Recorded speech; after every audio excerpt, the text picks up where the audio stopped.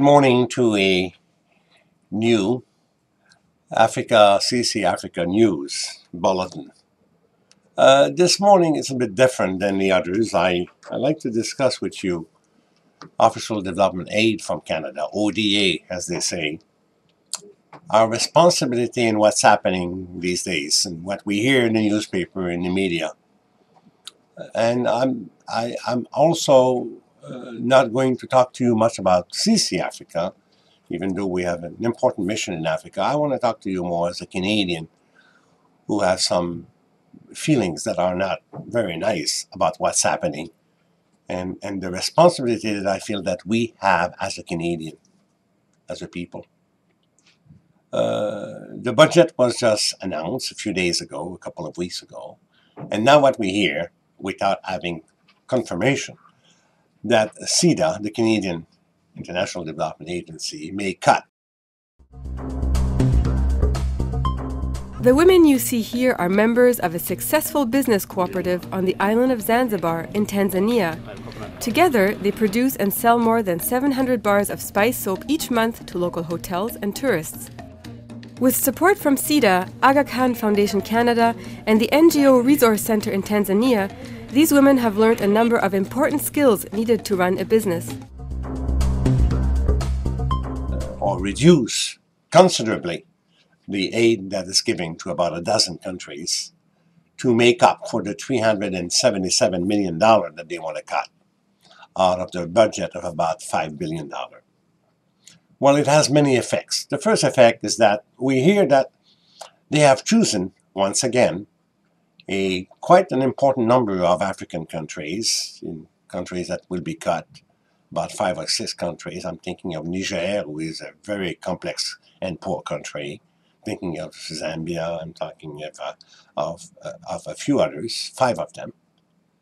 And also of other countries such as China, which many people agree is that the second largest world economy might not need the $30 million that CIDA is giving to them. But what I feel most chagrined about is that Canada is not moving upward in the ODA, even though we are supposed to be, and we are, in fact, a country that came out pretty nicely out of the economic crisis. That's what everybody's seeing. The OECD, the World Bank, the IMF, you name it. Canada is coming out all right out of those crises. But the reward we are giving to the world about that is that we're going to diminish our aid. We're going to go down to about 0.24 of our GDP. The objective that was set by the rich nation a few years ago was 0.7. Who is making it? England. England is making it, or going to get close to that. And England is increasing their aid, even though they are in a much more difficult economic situation than we are. Other nations, like Australia, also is going up the ladder. I think it's 0.5 or something like that. We use this money to send our children to school and hospitals and for daily necessities at home. Some of the other women have used this money to finish building their homes. We are now the owners of this building we work in. So today the question is really, do we have as a Canadian a responsibility, a rich nation, to do more for people that are in really, really difficult situations? Africa has 34 of the 50 most poorest country in the world. And we are disappearing we are still there, but we are not as present as we were. Last year, or a couple of years ago, in 2009, we cut 7 countries as priority countries. We are down to 7 or 8 in Africa. We are going to diminish the 8 substantially to 5 of those. And some of the focus countries, like Tanzania, will also see their money reduced.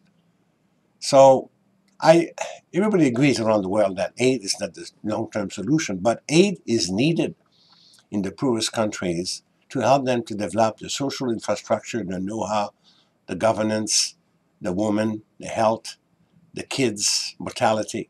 We are very close to the Millennium 2015. And what are we doing? we are moving out. It almost is a repeat of the Kyoto Agreement. I don't know. I mean, I don't know if I can make that stretch comparison there. But it is scary that when people need to get to a goal, we are moving a little bit the carpet further out under their feet. So that was my message today, and I hope that people will not take it too negatively.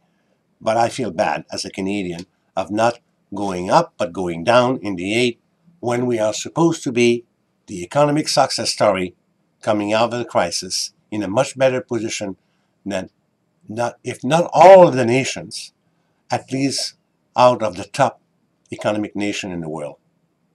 So thank you very much, and hope to talk to you in the near future.